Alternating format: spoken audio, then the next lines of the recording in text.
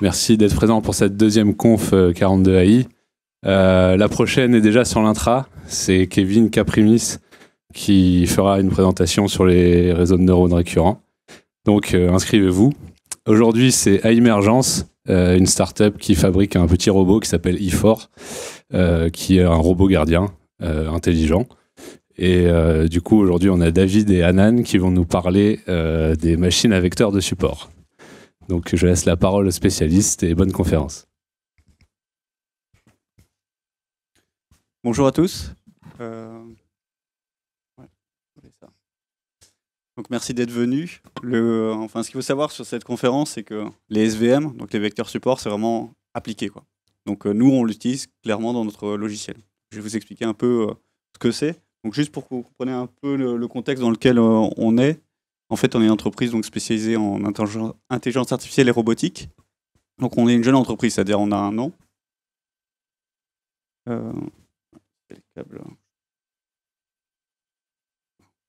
Donc, on conçoit des robots autonomes et on a une partie un peu bureau d'études où on va essayer de conseiller les entreprises dans la réalisation de développement de certains algorithmes ou de choix techniques qu'ils auraient besoin.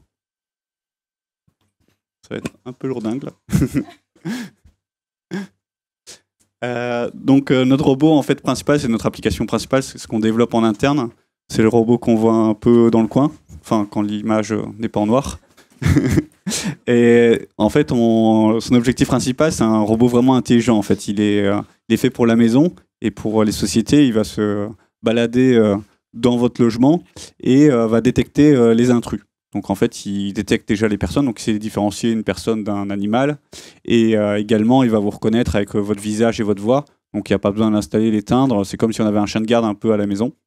Donc voilà, c'est vraiment autonome et c'est un peu le principe de finalement du chien de garde qu'on a chez soi, quoi. Mais qui n'a pas besoin de faire de besoin, quoi. Donc, en plus de ça, en fait, il fait aussi la détection des, on va dire des accidents domestiques. C'est-à-dire si vous avez votre machine à laver, vous avez une inondation chez vous, en fait, le robot il circule, il va détecter qu'il y a de l'eau au sol et il va vous alerter, en fait. Donc, et de même sur les risques d'incendie. Donc si vous avez un départ de feu, il va détecter qu'il y a des flammes grâce avec ses caméras et donc il va vous prévenir et vous pouvez appeler la police ou la gendarmerie.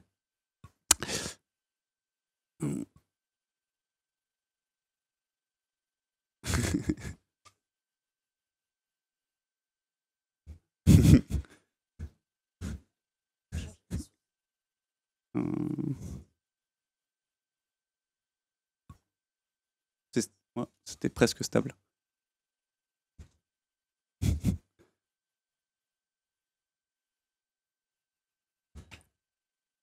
On essaie de plus bouger, on est bon, à peu près. Donc la problématique générale, c'est un mode de présentation, c'est une problématique de classification. Donc en fait, l'idée c'est que vous avez chez vous des exemples d'hommes et de femmes. Vous avez des exemples d'hommes et de femmes, et donc vous recevez un nouvel exemple. Par exemple, vous avez une nouvelle image, et vous voulez savoir si c'est un homme ou une femme. Et donc en fait, par exemple, donc vous devez finalement dire dans quelle classe, c'est-à-dire c'est le terme technique qu'on utilise, cette personne appartient. Voilà. Donc c'est une problématique générale, il y a plusieurs algorithmes qui permettent de faire ça. Ce qu'il faut savoir, c'est que les SVM sont des algorithmes très utilisés parce qu'ils ont des très bonnes performances de généralisation. Donc c'est-à-dire de dire qu'est-ce que c'est finalement un homme, qu'est-ce que c'est qu'une femme, quoi. Donc voilà, donc le principe c'est donc la classification. Donc on a par exemple une image et on veut savoir si c'est un homme ou une femme. Il y a plein d'applications en fait. Il y a l'application aussi médicale par exemple. Il y a différents critères par exemple biologiques où on va avoir l'âge, par exemple le taux de cholestérol, ce genre d'informations. Et on va se demander est-ce que la personne par exemple a une maladie ou un cancer, etc. Donc en fait l'idée générale c'est vraiment, voilà, on a un objet, on veut savoir si par exemple le patient est malade ou pas, si c'est appartient à un certain groupe ou pas. Donc en fait, de façon générale, en fait, on différencie différents types de classification. Et la classification, on va dire binaire, c'est-à-dire qu'on doit juste faire un choix entre deux possibilités, donc un homme ou une femme. Il y a la classification, le multiclasse, en fait. Donc c'est juste une extension où on va avoir plusieurs classes. Donc par exemple, un homme, une femme, un chien. Et après, il y a ce qu'on appelle tout ce qui est la classification des systèmes ouverts. Donc les systèmes ouverts, c'est en fait, on peut aussi avoir des données qui n'appartiennent à aucune des classes. Et donc, on a besoin de savoir les exclure. Par exemple, nous, dans notre cadre applicatif de notre robot, on veut reconnaître les gens. Donc, on veut, par exemple, reconnaître moi, on veut reconnaître une personne en particulier, mais on va avoir un inconnu. Et on va dire, cet inconnu, on veut dire que ça soit un inconnu. Et donc, c'est vraiment un système ouvert, donc c'est un peu plus compliqué, puisqu'en gros, on veut vraiment distinguer, se dire, est-ce que j'appartiens à une classe et avec quelle qualité.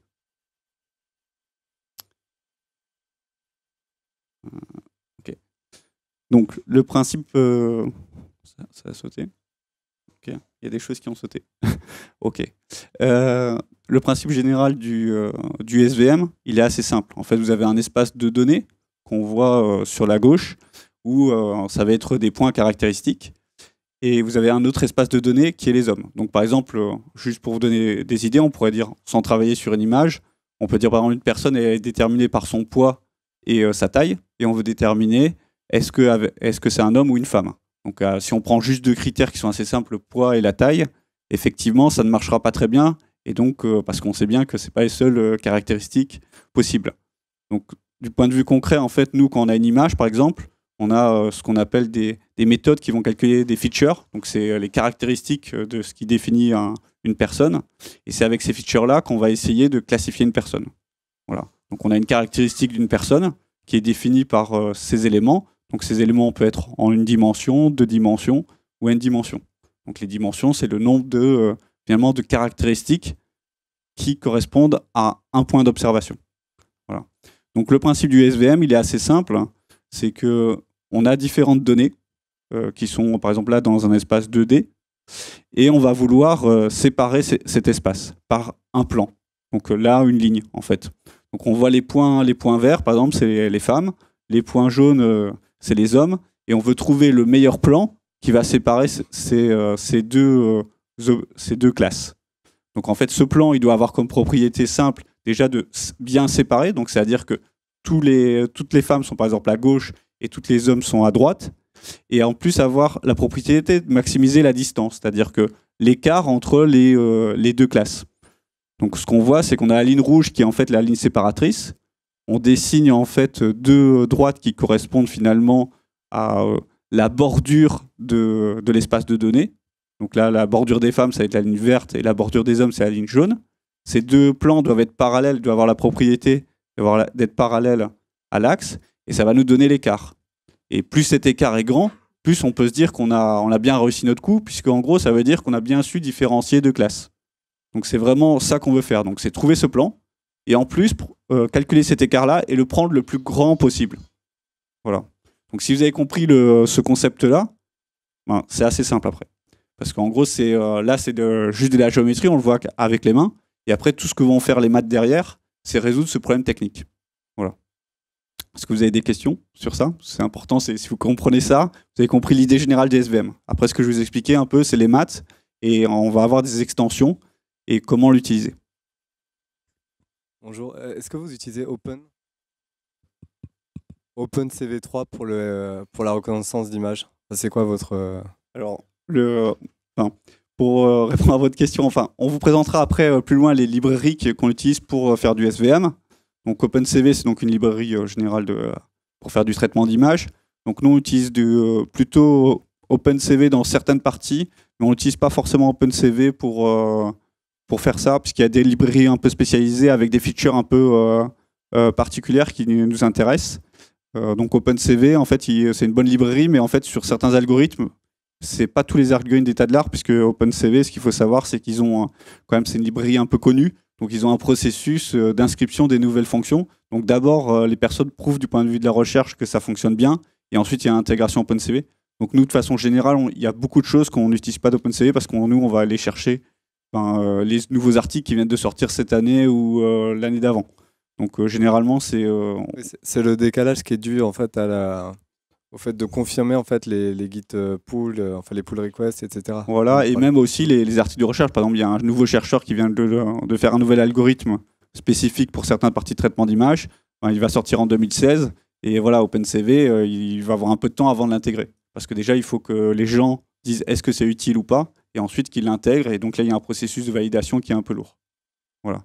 Donc dans OpenCV, il y a beaucoup de fonctions. C'est ce que j'expliquais tout à l'heure.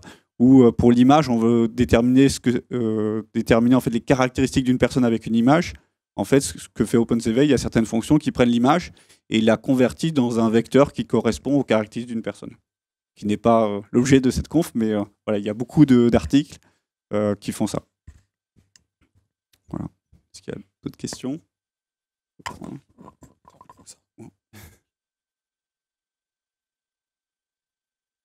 Oui. Vous entendez quelque chose? Oui, c'est bon. Puisque vous dites que ça, c'est la base, il faut le comprendre, donc je pinaille un petit peu.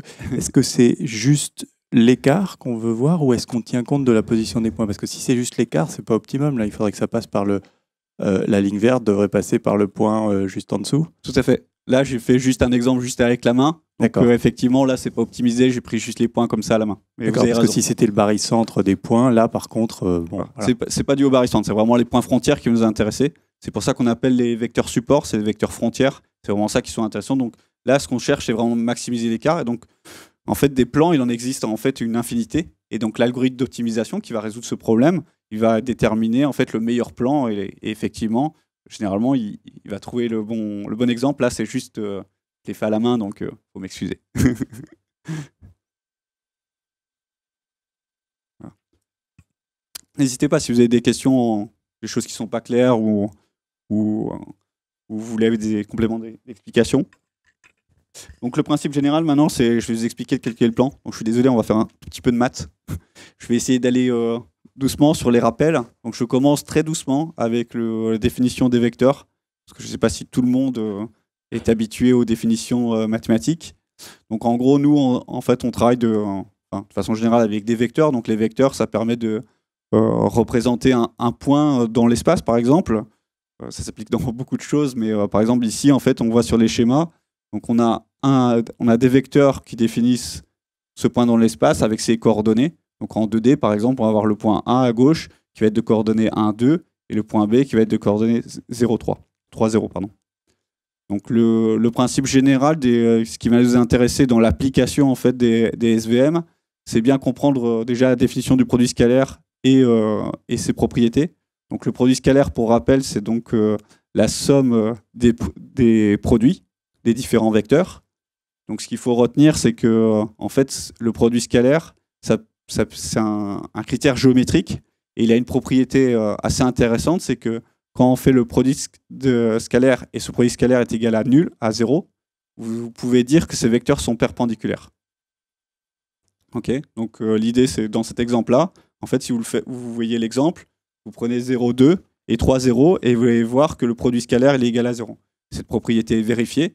Elle est vérifiée aussi dans tout espace de n dimensions. Donc si par exemple vous êtes en 3 dimensions, en 4 dimensions, 5 dimensions, ce que vous voulez, quand vous avez deux vecteurs, ben, ils vont avoir un produit scalaire nul. Voilà. Donc ça va être utile pour expliquer en fait la définition du plan, puisque comme je vous ai dit, nous ce qu'on cherche c'est déterminer le plan qui sépare les points. Ben, un plan, comment c'est défini? En fait, le principe général du plan, il est assez simple, c'est que une fois qu'on a compris que le produit scalaire, il est nul quand c'est perpendiculaire, un plan, on définit la normale au plan, et on va savoir que tout vecteur qui est dans le plan est perpendiculaire à la normale du plan, par sa définition. Donc en fait, on va avoir la propriété que le produit scalaire d'un vecteur doit être nul pour appartenir au plan. Voilà. Que c'est clair. Oui. Donc en gros, on va avoir la propriété générale d'avoir le produit scalaire nul. Il y a une formulation un peu spécifique, donc en fait c'est juste le changement de repère dans le repère du plan, puisque le plan est défini donc par sa normale. Mais en fait, il faut définir un point en plus, parce que si on fait des translations comme ça, ben, ça n'appartient pas au plan. Donc on définit un plan par sa normale et le point qui appartient à son plan. Voilà, c'est les deux informations qui nous intéressent. Et donc une fois qu'on a ce point, on fait comme si c'était en fait un référentiel, ce point de référence, on se met comme si c'était le centre du plan. Il n'y a pas de centre à un plan, mais c'est comme si c'était le centre du plan. Et ensuite, on se met dans ce repère-là et on voit que tout point, si on veut faire un test, tout point de l'espace, si on veut qu'ils appartiennent au plan, ben, il doit avoir le produit scalaire qui est nul. Donc on fait d'abord un changement de référentiel en faisant x moins x0. Donc ça nous ramène dans le référentiel du plan. Et après, on fait un test par rapport à la normale. Et on fait le test par rapport à la normale, et c'est égal à 0. Donc dans l'exemple qu'on a là, on voit que le vecteur x, il est dans le plan, on va avoir un vecteur nul, et Y qui est un peu en hauteur, penché en 3D, ben, il ne va pas appartenir au plan. Donc c'est vraiment ça qu'il faut retenir. Donc en termes de formulation, on l'exprime parfois de cette formule qu'on voit en bas, c'est-à-dire qu'on a W de X plus B. On a fait juste un changement de repère, mais c'est pour exprimer, c'est comme une droite en fait. Donc on a un vecteur plus un coefficient. Donc ça, c'est la définition d'un plan. Voilà. Il y a une propriété qui est intéressante des plans, puisque je vous ai dit que les deux vecteurs de frontières au niveau des SVM, en fait, ils devaient être parallèles, et qu'on veut effectivement maximiser finalement la distance entre ces deux plans, puisque ça correspond au gap entre les différentes classes. En fait, nous, on va vouloir calculer la distance entre ces plans. Donc sans vous prouver mathématiquement comment on obtient cette distance-là, en fait, la distance, elle est obtenue de cette façon-là. Donc si on a deux équations du plan qui sont définies comme ça, qui sont parallèles, donc comme ils sont parallèles, on a le même vecteur normal, puisque en fait, c'est juste une translation par rapport au vecteur normal. En fait, on va avoir cette distance-là. Donc ce qu'on constate, c'est si on a deux plans, donc les deux plans qu'on va appeler plus tard, qui sont relatifs au vecteur, on va avoir cette distance-là. Et nous, ce qu'on va aller chercher, c'est maximiser ce vecteur-là. Voilà.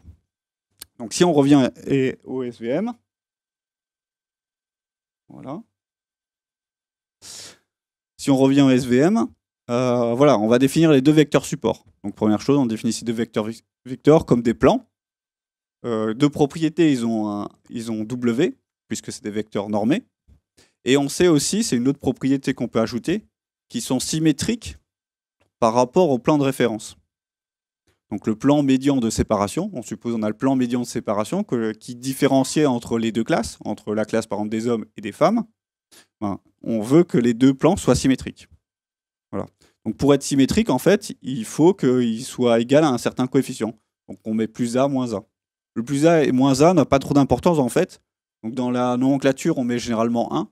Donc on fait W de B est égal à 1 et W de B est égal à moins 1. C'est juste pour dire, voilà, ben, il y a deux plans qui sont séparés. Et voilà.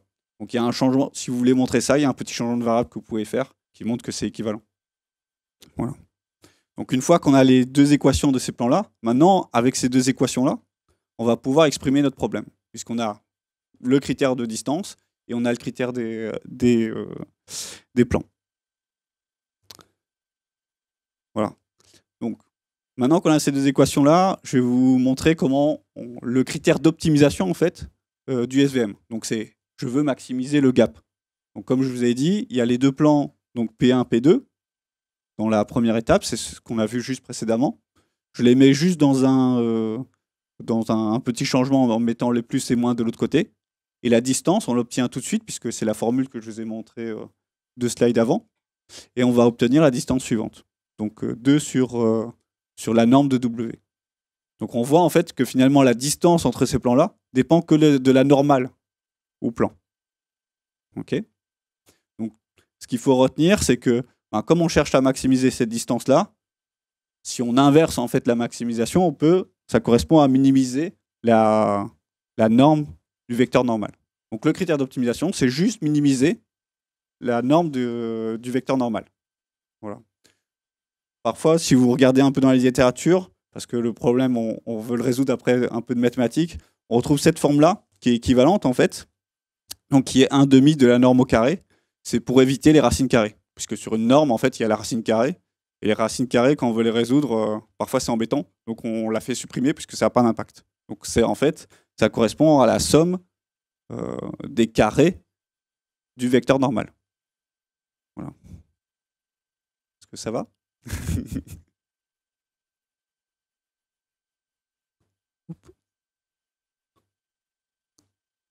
Donc ça, c'était le critère d'optimisation. Donc qu'est-ce qu'on souhaite optimiser? Mais en fait, tous les plans ne sont pas valides. C'est ce qu'on disait tout à l'heure.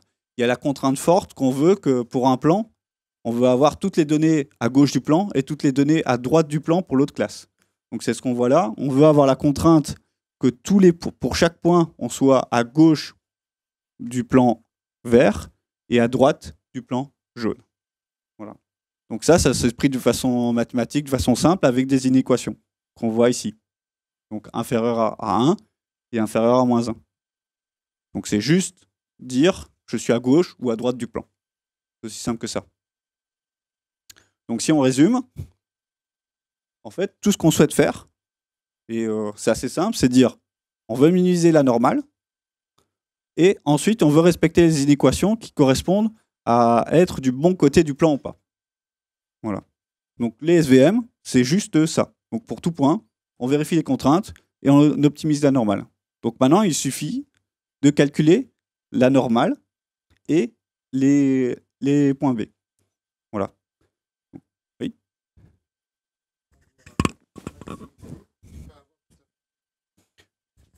Alors, excusez-moi. Donc juste pour comprendre pourquoi est-ce que la frontière ne suffit pas, pourquoi est-ce qu'il faut maximiser l'écart de part et d'autre de la frontière? Parce qu'en fait, des frontières, c'est ce qu'on expliquait tout à l'heure, il peut en avoir plusieurs en fait, de frontières possibles. Puisque si on reprend par exemple l'exemple qui est ici, des frontières, vous pouvez en dessiner beaucoup. Par exemple, vous pouvez définir une frontière qui va comme ça. Vous pouvez définir une frontière voilà, enfin, qui va comme ça, à peu près, qui est tangent. Donc en fait, il faut, enfin, vous en avez une infinité de valides de séparation, mais en fait, ce qu'on se dit, c'est que plus l'écart entre les frontières est grand, mieux c'est. Parce qu'on se dit comme ça, c'est le meilleur critère de séparation. C'est comme si vous disiez, vous aviez les verts ici et les jaunes tout en haut, ben, plus c'est écarté, plus visuellement même, nous, êtres humains, on se dit, bien c'est super écarté, donc c'est bon. Donc l'idée, c'est un peu, c'est ce qu'on a visuellement, c'est de se dire, l'écart, il doit être important parce que c'est plus simple pour nous à distinguer. Si par exemple tous les points étaient vraiment très proches, ben, nous, on a du mal à se définir la frontière. Mais quand ils sont très éloignés, on n'a pas de problème. C'est un peu ça l'objectif. C'est un peu plus clair? D'autres questions? Oui. Un point où on ne pourrait pas définir le... Un point, par exemple, qui se mettrait ici, quoi, par exemple. Oui, non, entre les deux lignes, un point qui serait au milieu. Qui serait entre les deux, voilà. Alors justement, le critère, c'est que en gros, nous, ce qui va nous intéresser, c'est la ligne rouge, en fait, au final.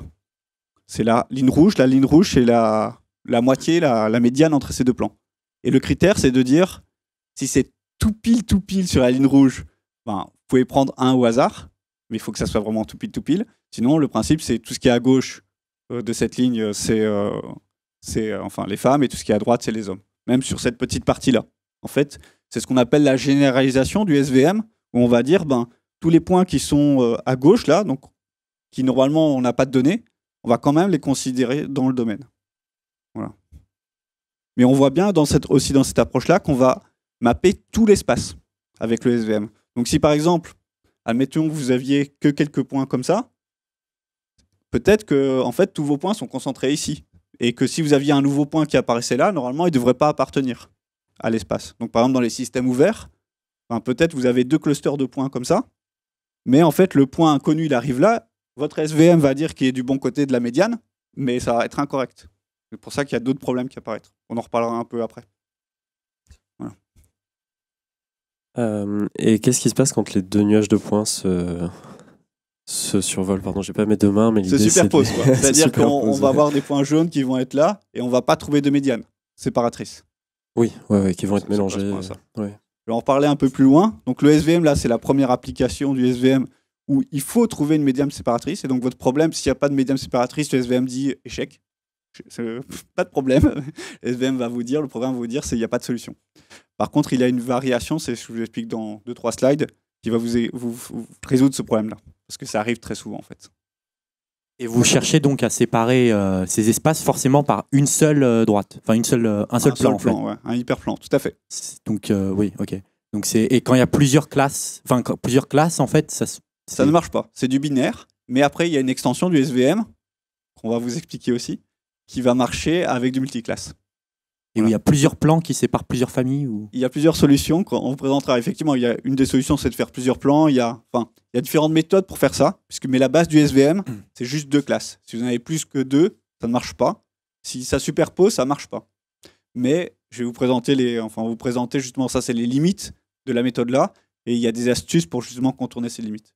De la même façon, si vous avez des espaces qui ne sont pas définis par des droites, je vous expliquerai aussi qu'il y a des méthodes qui permettent de résoudre ça. Voilà, ça va venir. Donc on a le problème mathématique qui est là. Donc ce problème mathématique, je ne vais pas vous expliquer comment on résout mathématiquement le problème, parce que là, il faudrait rentrer un peu plus dans le détail. Je pense pas qu'on va rester 3 heures sur la résolution de l'optimisation. Si vous êtes intéressé, vous pouvez regarder, c'est les méthodes d'optimisation quadratique, puisqu'en fait, les problèmes, c'est un problème d'optimisation quadratique. Il y a différentes méthodes, un peu de mathématiques avancées qui permettent de résoudre ça de façon itérative. Et donc, en fait, du point de vue de la perfo, quand on l'utilise vraiment, c'est assez rapide, quoi. C'est vraiment très rapide pour résoudre le problème. Donc voilà. Donc la question sur les données non séparables, c'est-à-dire qu'on a une grosse séparation. Donc c'est l'exemple qu'on a là. Donc, vous avez de la superposition entre vos données et on ne va pas trouver une droite. Vous allez chercher toutes les droites possibles et il n'y en a aucune droite qui va matcher. Donc là, le SVM que je vous ai expliqué, il ne va pas marcher. Donc en fait, la première idée qu'on peut se dire, c'est de se dire, bon, on était un peu quand même dur en disant que c'était une contrainte vraiment obligatoire à respecter. Donc l'idée, c'est de se dire, on ne va pas faire qu'une contrainte dure, on va faire une contrainte souple. C'est ce qu'on appelle en anglais soft margining. Donc le principe, c'est de se dire, on va relâcher cette contrainte-là, et par contre, on va pénaliser. Donc pour tous les points en fait qui ne respectent pas la contrainte, on ajoute une pénalité. Donc comment ça fonctionne déjà la relaxation?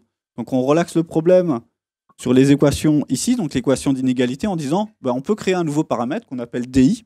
Donc c'est un paramètre qui est calculé aussi par le système d'optimisation, qui va dire, ok, si je ne respecte pas la contrainte, c'est pas grave, je peux mettre ce que je veux comme valeur. Donc même si j'ai un point qui est à l'autre bout de l'espace, très très loin, c'est pas grave, celui-là, je peux aussi dire que je l'accepte. Mais si je l'accepte, je vais avoir une pénalité. Et c'est ce qu'on va retrouver dans la fonction de coût. Donc là, le DI, ça correspond à une sorte de distance. C'est pour ça que j'ai noté D. Donc c'est une distance par rapport à la bordure. Et de se dire, si plus on est loin de la bordure, plus on va la pénaliser. Voilà. Donc le principe, c'est ça. Donc on essaie de minimiser une distance. Et donc la distance, en fait, elle est positive. Donc comme on essaie de minimiser, nous, ce qu'on voudrait, c'est avoir la distance qui est égale à 0. Voilà.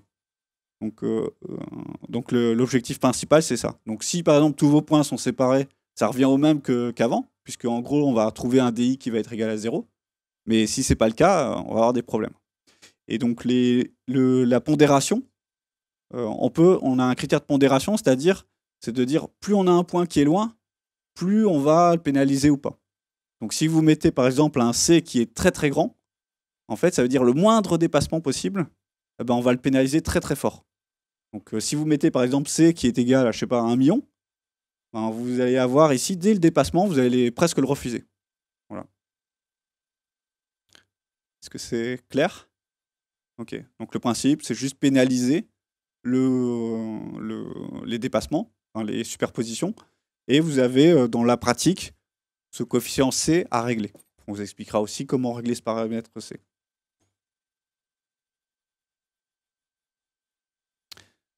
L'autre cas, c'est que les données sont séparables, mais en fait, ne sont pas séparables par une ligne droite. On voit dans cet exemple-là que nous, à la main, on fait un petit cercle autour des données rouges et c'est bon, quoi. Ça sépare bien et on a trouvé une séparation entre les petits carrés et les petits cercles. Donc ça, à la main, nous, on arrive à le faire intuitivement. Donc l'idée, en fait, du SVM, il va se dire, au lieu de faire une ligne droite, nous, ce qu'on aimerait, c'est utiliser des cercles en plus. Donc, au lieu d'utiliser des cercles et des choses comme ça, on va essayer de se positionner dans un nouvel espace. On va pouvoir séparer aussi avec un plan, à nouveau. Donc, c'est vraiment cette idée-là. On va essayer de prendre ces points-là, on les déplace avec une fonction, donc tous les points. Donc, par exemple, ici, on a une fonction qui va transformer ces points-là dans l'espace en 3 dimensions. Donc, on l'a en place de 2 dimensions à 3 dimensions. Et en les étirant comme ça, on arrive à trouver un plan, clac, qui va séparer les 2 espaces. Voilà. Donc cette fonction de transformation, on peut choisir en fait ce qu'on veut, entre guillemets, puisqu'en gros, toute fonction de transformation est bonne. De façon générale, en fait, il existe des fonctions de transformation, entre guillemets, classiques, que je vais vous expliquer. Donc ce qu'il faut savoir avant d'arriver au niveau de la transformation, c'est que là, je vous ai expliqué qu'il y a une fonction de transformation pour changer en fait dans ces points dans l'espace. Mais quand on met cette transformation dans les équations, on s'aperçoit qu'on n'a pas besoin d'avoir la transformation T en elle-même. Cette fonction de transformation, on n'a pas besoin de l'avoir, mais ce qu'il faut avoir absolument, c'est le produit scalaire de ces transformations. Je ne vais pas rentrer dans les équations pour vous montrer ça, mais ce qu'il faut retenir, c'est qu'au lieu de dire T, en fait, on dit en général le produit scalaire entre ces transformations, on appelle en fait le kernel, donc le noyau. Donc dans tous les les articles, vous allez voir à chaque fois, oui, il y a des noyaux, etc. dans le SVM. Les noyaux, c'est juste l'idée de on se transforme dans l'espace. Et ces noyaux-là, c'est le produit scalaire de ces transformations. Donc il existe plusieurs noyaux classiques en fait, qui sont très utilisés, en fait, qui sont implémentés dans toutes les librairies. Donc quand vous allez utiliser une librairie, il va vous proposer plein de noyaux. Et ces noyaux-là, vous n'avez qu'à les choisir. Donc le noyau qu'on a appelé linéaire, donc c'est celui que je vous ai présenté tout au début. Finalement, c'est un cas de transformation qui est simple. Voilà, c'est le noyau de produit scalaire classique. Vous avez des noyaux gaussiens. Donc on va avoir une formule gaussienne qu'on retrouve en bas. Donc ça peut vous donner des formes un peu comme ça. Vous voyez qu'en fait, vous avez des sortes de concentrations, entre guillemets, des points dans l'espace, qui est autour d'un sommet et ça commence à se disperser. Et vous avez des frontières en bleu. Vous avez des kernels exponentiels. Donc bon, c'est un peu marrant parce qu'en gros, il y a plusieurs kernels qui font ça, mais même si vous avez vos points qui définissent des spirales, vous pouvez trouver une fonction qui va caractériser ça quand même. Donc même des spirales, on peut les séparer. Il suffit de trouver le bon espace. Donc les exponentiels répondent bien à ce problème-là. Et vous avez les kernels aussi polynomiaux qui vous permettent de séparer les données.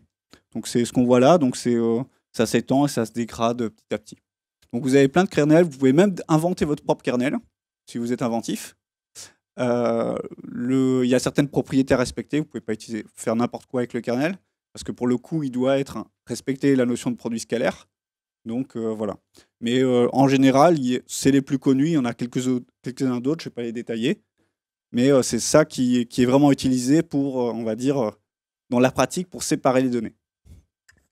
Du coup, l'intérêt d'utiliser un kernel plutôt que de manuellement rajouter des nouveaux points qu'on aurait créés en faisant une transformation des précédents, c'est un coût computationnel qui est... Le kernel, c'est juste une représentation parce qu'après, dans le framework, en fait, ils utilisent, pour résoudre les problèmes, en fait, ils utilisent que ces fonctions-là. Donc, en fait, dans les équations, en fait, la fonction de transformation n'est pas utilisée. Donc, du point de vue du calcul, on ne l'utilise pas. Si on va dans les équations, on ne l'utilise à aucun moment, en fait. On n'utilise que le produit scalaire. Donc, ils utilisent directement le produit scalaire. Voilà. C'est pour ça qu'on utilise le kernel, en fait. Mais c'est pas une question. Enfin, on pourrait dire que c'est du calcul aussi, mais en fait, c'est plus que... Voilà, après, dans les équations, c'est naturel comme ça et ça a été défini comme ça. Voilà. Est-ce que vous avez d'autres questions? Donc, c'est important vraiment de comprendre bien ce que c'est les kernels, parce que c'est très utilisé. Donc, il y a beaucoup de notions autour des kernels et de leurs propriétés. Voilà. Donc, chaque kernel, en fait, ont des propriétés, des paramètres. Ce qu'on voyait, gamma, p, q. Et donc, les kernels, il faut aussi choisir ces paramètres. Donc, tout ce que je vous ai présenté, à chaque fois, le kernel, c'est magique, ça vous transforme comme ça, mais quels paramètres on met à p et q? Donc, tout dans la recherche, dans la configuration du système, ça va te dire, OK, je peux prendre ce kernel-là, mais quels paramètres je donne?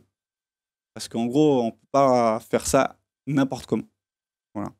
Donc là, Anan va prendre la suite et vous expliquer en fait toutes ces notions que je vous ai expliquées, c'est-à-dire finalement, comment on choisit ces paramètres, comment on valide, dans le concret, en fait, comment on fait. Maintenant qu'on a montré qu'on pouvait faire des séparations, que le principe général, c'était juste une ligne droite et que derrière, on pouvait l'étendre à d'autres concepts, on peut partir sur la réalisation concrète.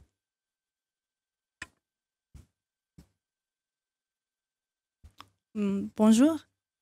Donc, je vais continuer et je vais vous montrer un exemple d'implémentation avec Python en utilisant une librairie qui est très connue pour faire l'apprentissage machine qui s'appelle scikit-learn. Donc, concrètement, l'implémentation de SVM n'est pas très compliquée parce que comme c'est très utilisé, il y a beaucoup de librairies qui implémentent déjà ça et qui sont faciles à prendre en main.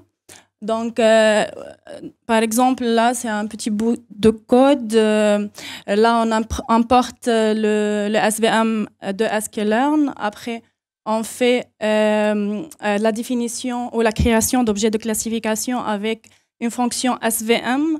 Là, on peut choisir le kernel et les paramètres C et gamma. Pour le moment, ça, c'est constant. Okay.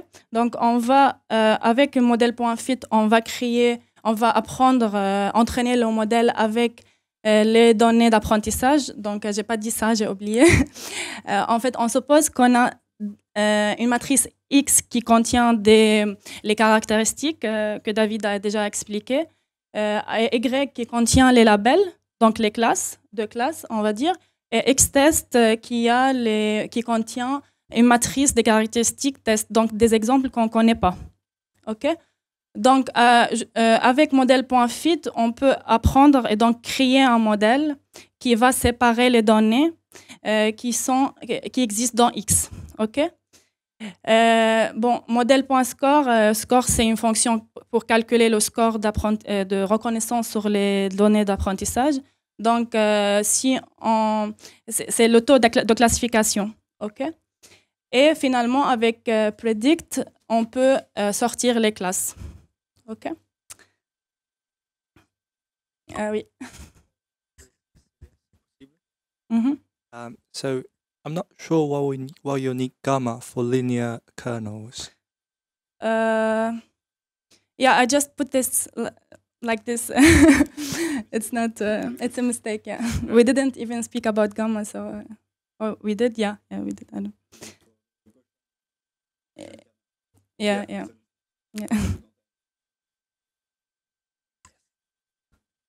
Bon, ok. Bon, comme j'ai dit, ici, là, on a des paramètres qui sont fixes, mais en fait, on ne peut pas savoir quels sont les paramètres qui sont le mieux optimisés pour chaque jeu de données. Donc, dépendant aux données qu'on a, on a besoin de différents kernels, différents paramètres C et gamma.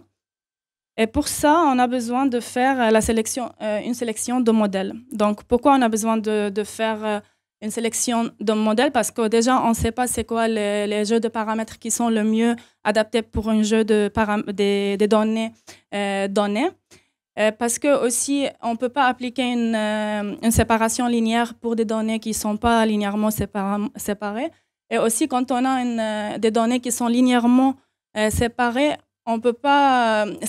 Il faut éviter d'appliquer une kernel, un SVM non linéaire. OK? Et alors, comment faire cette sélection de modèles? Là, on parle de grid search. C'est de faire une combinaison des paramètres et des kernels et de faire l'apprentissage en utilisant ces paramètres et finalement trouver la performance, calculer la performance et choisir le jeu de paramètres ou de kernels qui donne le score le plus élevé.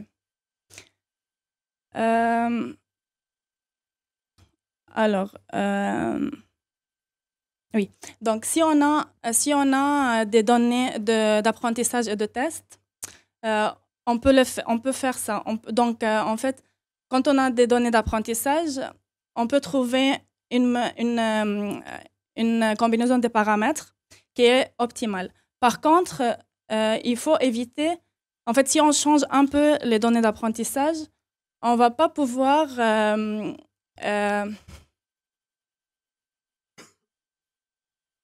OK. Il faut éviter, désolé, il faut éviter de faire un fitting aux données d'apprentissage.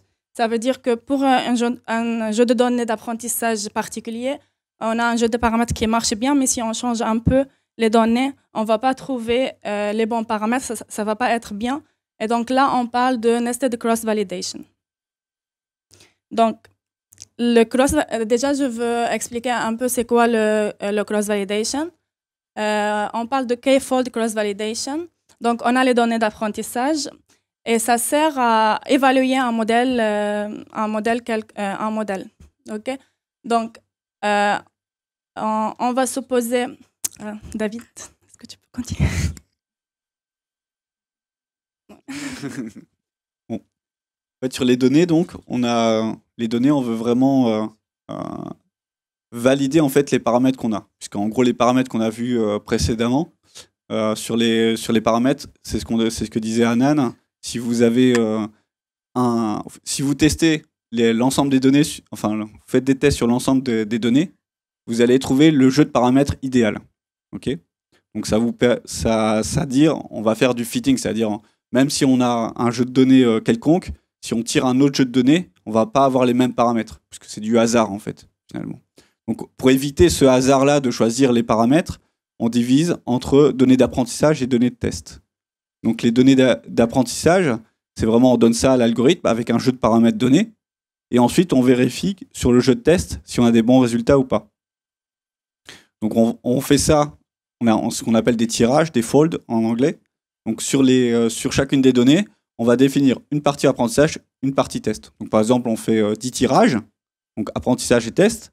On teste cette méthode-là pour un même jeu de paramètres donnés et on obtient des scores. Puisqu'on dit, voilà, on a un jeu d'apprentissage. Sur ce jeu d'apprentissage, l'algo, il apprend son modèle, il fait sa généralisation, donc c'est-à-dire il fait la séparation des différentes classes et on vérifie sur ce jeu de test si ça a bien appris ou pas. Okay, donc, sur ça, on a ce score-là et c'est l'ensemble de ces scores-là qui va nous faire vraiment notre score. De cette façon-là, en fait, on va éviter de choisir un jeu de paramètres au hasard. Puisqu'en fait, c'est en tirant au hasard sur les données qu'on a qu'on va résoudre ce problème. Okay, donc ça permet vraiment, enfin, il faut bien le comprendre dans les données de test. Or, vous le verrez dans les librairies, en fait, il y a ça également. Donc, ils vous font automatiquement la cross-validation. Donc, vous donnez vos jeux de test et automatiquement, il vient chercher les données qui vont bien. Mais ce qu'il faut savoir, c'est vraiment cette séparation. Le concept qu'il y a derrière, de dire entre données de test et d'apprentissage, pour éviter de choisir un modèle en fait, qui est avec des paramètres qui n'ont pas été vraiment validés, quoi. Donc ça permet de vraiment tester la généralisation du modèle et pas juste les paramètres. Est-ce que c'est clair?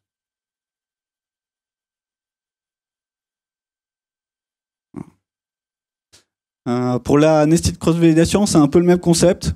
Donc vous avez l'apprentissage. Dans l'apprentissage, vous séparez le valide et l'apprentissage et vous faites un score à nouveau. C'est exactement le même concept que sur les tirages, mais c'est pour valider aussi les paramètres. C'est vraiment le même concept.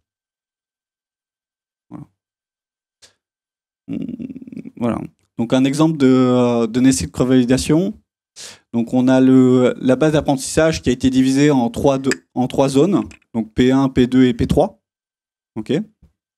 Et donc sur ces zones d'apprentissage, on va essayer de tester toutes les combinaisons de P1, P2, P3.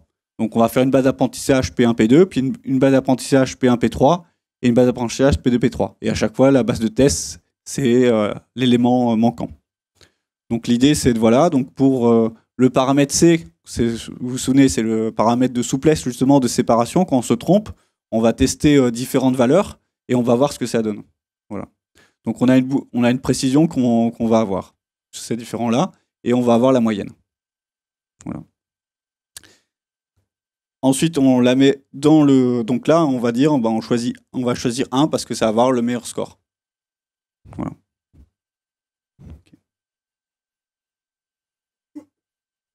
Donc les différents types de SVM. Donc tout à l'heure, je vous avais expliqué que sur la séparation, on pouvait séparer juste 2 classes. Mais nous, ce qu'on voudrait, c'est séparer plusieurs classes. Parce que dans la vie pratique, généralement 2 classes, ça arrive, mais souvent, on a beaucoup de classes. Donc nous, par exemple, dans notre application concrète, on va avoir, par exemple, les personnes de la famille, donc différentes personnes de la famille, et on va vouloir identifier les différentes personnes de la famille, pour savoir est-ce que c'est quelqu'un qu'on connaît ou pas. Voilà. Donc ça va être le multiclasse. Donc comme le SVM, il fonctionne qu'avec juste 2 classes, on va essayer de trouver des astuces pour faire fonctionner ce SVM avec du multiclasse. Donc l'idée générale du multiclasse, il y en a une première méthode, il y a différentes stratégies en fait pour faire du multiclasse. La première, c'est ce qu'on appelle le 1 contre tous, qui est le principe est simple, c'est de se dire on prend une classe qui nous intéresse, et on le fait jouer contre tous les autres. Donc on prend par exemple ici la classe 1, donc on définit que c'est une classe, et on a tous les autres qu'on considérait comme la seconde classe.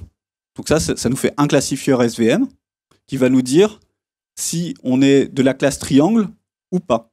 C'est comme si on disait on a la classe des triangles vs inconnu ou quelque chose comme ça. On fait ça pour chacun des classes. Donc on voit qu'on a finalement... Si par exemple on a 3 classes, on va avoir 3 classifieurs SVM à calculer. Donc pour chacun des classifieurs SVM. Et donc pour chacun des classifieurs SVM, on va tester. Donc on va tester, par exemple, on a un jeu de données, par exemple un triangle, et on va tester sur le classifieur 1, si le classifieur 1, il retourne triangle. Et ainsi de suite sur chacun des parties. Donc ensuite, ce qu'on va faire, c'est qu'on va prendre la classification finale, c'est celle qui va maximiser la classification. Ok. Donc finalement, c'est juste le principe, c'est juste dire le 1 contre tous, c'est dire on définit un SVM qui est dire ma classe qui m'intéresse contre tous les autres, comme si c'était les autres, c'est une classe. Voilà.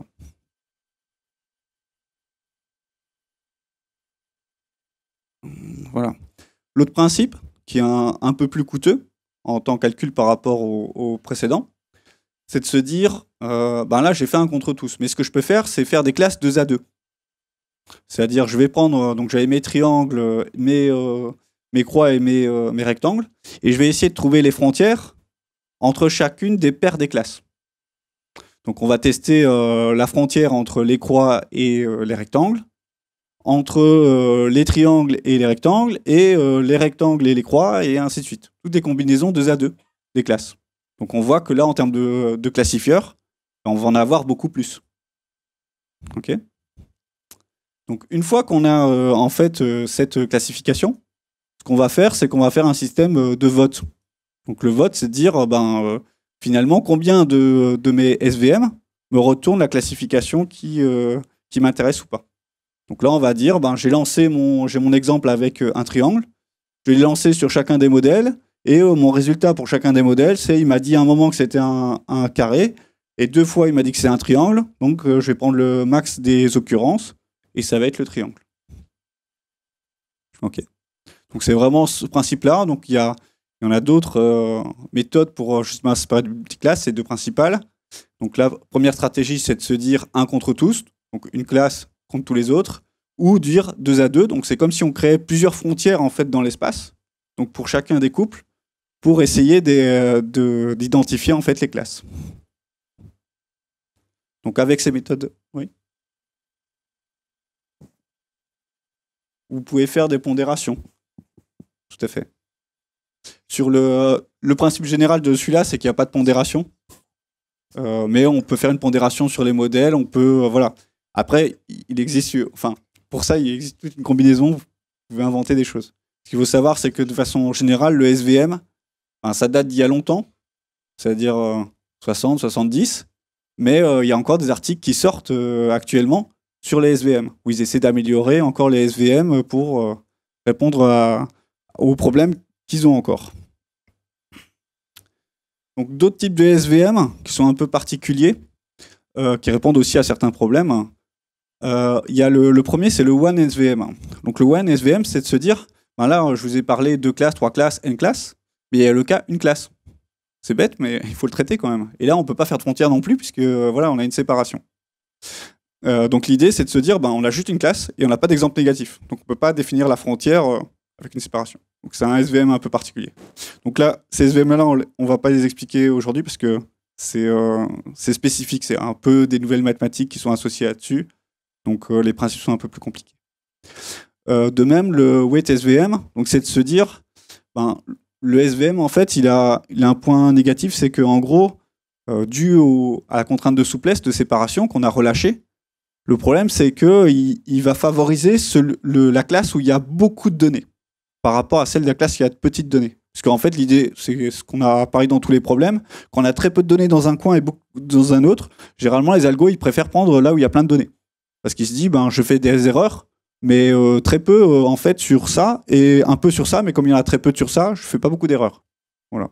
Le principe, c'est de dire, plus j'ai de données, je vais favoriser le gros. Il faut éviter ça. Donc en gros, l'idée, c'est de définir un poids. Donc là aussi, ça va être des systèmes de poids où on va dire, je vais pour éviter ça, je vais favoriser le petit. Donc il y a un calcul qui est fait automatiquement dans l'algorithme qui va calculer ce poids automatiquement en fonction des données. Voilà. Donc c'est pas juste un coefficient qu'on met un peu au hasard, quoi. Il y a un calcul qui est fait derrière pour calculer en fait ce poids exact. Est-ce que c'est clair? Donc on va arriver aux avantages et inconvénients du SVM. Voilà. Donc les avantages, dès que vous avez une séparation très nette entre les valeurs, c'est l'idéal parce qu'en fait finalement vous n'avez pas aucun coefficient à gérer, c'est ce qu'on disait. Là, nous, êtres humains, on arrive à bien le différencier puisqu'on définit des lignes droites ou en choisissant le bon kernel, vous allez pouvoir déterminer la séparation. Donc dès que vous avez une bonne séparation, ben, nous êtres humains on sait bien le faire, le SVM sait très très bien le faire aussi. Voilà. Donc il a une capacité aussi en grande dimension. Donc souvent sur les problèmes, en fait, de façon générale, ce qu'on appelle à grande dimension, c'est les propriétés qu'on associe à une personne, par exemple à une classe. Donc par exemple, c'est son poids, sa taille, etc. Si cette dimension est importante, ben, il y a certains problèmes, ça va être compliqué à généraliser. Si vous imaginez un espace, je sais pas, à 1000 dimensions, ben, déjà, nous, on a du mal à le visualiser, et définir des plans à 1000 dimensions, ben, ça n'a pas l'air évident. Le SVM le fait très bien. Et généralement, en fait, la contrepartie de l'augmentation en dimension, c'est l'augmentation des données aussi.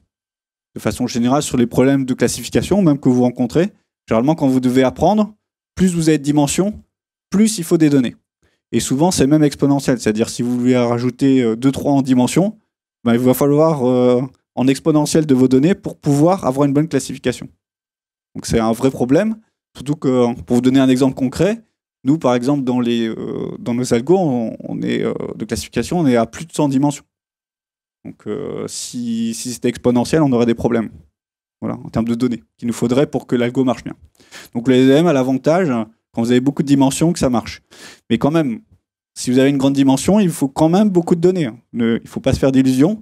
Si vous arrivez à 100 ou 200, voire 1000 en dimension, c'est pas avec un jeu d'échantillons 200 ou 200 paramètres que vous allez avoir des bons résultats.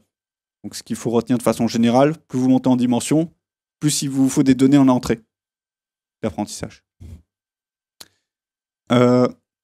D'échantillons. Donc, en gros, le troisième avantage, c'est que ben, le SVM a quand même une bonne généralisation parce que les concepts sont assez simples. C'est ce qu'on voit, en fait, c'est juste des séparations. Donc, finalement, même avec très peu de données, on peut commencer à avoir des résultats. Bien sûr, plus vous avez de données, plus vous allez avoir un meilleur résultat sur votre algo. Mais si vous avez très peu de données, il peut quand même résoudre le problème avec une performance qui est amoindrie, mais il le résout. Il y a certains problèmes d'autres algorithmes qui ne vont pas du tout marcher. C'est-à-dire ça donne n'importe quoi. Moins bien que de l'aléatoire, quoi. Donc voilà. Donc aussi dans la partie pratique informatique, en fait, on minimise la mémoire. C'est un algo très simple. Comparé par exemple au deep learning où il va falloir avoir des gros réseaux de neurones qu'il faut avoir stockés, ben là on stocke juste des coefficients d'une droite. Donc c'est super simple et quand vous l'avez en mémoire, ben c'est très petit. Donc en général, ben, on n'a pas trop de problèmes. Ben, sur le deep learning, on peut avoir des problèmes parce que là il faut enchaîner quand même les mégas. Là, ce serait au moins du méga pour stocker vos données, quoi. Donc ça peut être un avantage dans certains cas. Voilà, donc ce qu'on disait aussi, il y a une robustesse donc des observations vs les variables. Finalement, sur les SVM, il y a très peu de variables. Ça qui est bien, c'est qu'en gros, c'est ce qu'on a vu, il y a le choix du kernel. Pour chaque kernel, il y a 1 ou 2 paramètres. Il y a le coefficient de souplesse. Vous avez 3-4 paramètres à régler. Donc c'est assez simple en fait. Plus vous avez de paramètres à calculer, plus il vous faudra des données. C'est ça qu'il faut retenir. Donc le SVM, il a très peu de paramètres, c'est facile à calculer, très peu de données et c'est robuste. Donc c'est ce qu'on disait, les traitements non linéaires. Donc même si vous avez des séparations non linéaires, c'est ce qu'on a vu avec les noyaux, on y arrive. Non paramétriques, c'est-à-dire qu'il y a très peu de paramètres. Donc on est robuste aux cas aberrants. Donc ce qu'il faut savoir, c'est que dans vos données, souvent vous avez des cas aberrants. Parce qu'en gros, vous allez recevoir vos données, vous allez les traiter de façon aléatoire, vous allez être une base de données. Généralement, vous ne le faites pas à la main, votre base. Vous allez télécharger ou faire des choses comme ça. Et souvent, vous avez des points aberrants. Et donc ces points aberrants, ils peuvent vraiment poser problème dans certains cas. Et donc l'avantage du SVM, c'est qu'avec le coefficient, il vient supprimer les points aberrants. Il existe d'autres méthodes pour supprimer les points aberrants, mais le SVM est quand même un peu robuste là-dessus. Voilà, donc il y a eu quand même beaucoup de travaux sur le SVM, et on a montré qu'il y avait vraiment des très bonnes performances sur le SVM. Donc c'est pour ça que par exemple, nous, on l'utilise, le SVM, parce qu'il y a des bons résultats. Après, vous pouvez rentrer avec des spécificités, plus vous comprenez votre problème, plus vous pourrez peut-être définir une méthode qui est meilleure que le SVM. Mais déjà, le SVM, ça vous donne déjà un très bon résultat. Enfin, c'est ça qu'il faut retenir. En termes de perfo, vous testez le SVM sur la classification. Si ça ne marche pas, vous pouvez rentrer un peu plus dans le détail, mais là, il va falloir rentrer dans le problème. Voilà. Ou tester d'autres classifieurs. Voilà. Donc, le paramétrage aussi permet d'être souple. Donc, il est résistant à ce qu'on appelle au surapprentissage. C'est ce qu'on disait avec les méthodes de cross-validation. Ben, comme on a très peu de paramètres, plus les méthodes qu'on a présentées avant, vous n'allez pas overfitter. Donc overfitter, c'est dire vous avez plein de points et L'exemple le plus simple d'overfitting, c'est que vous avez 3 points, vous pouvez trouver n'importe quelle courbe en x2 qui va passer par ces 3 points-là. Donc l'overfitting, c'est dire, vous avez plein de paramètres, avec plein de paramètres, j'arrive à faire passer n'importe quoi.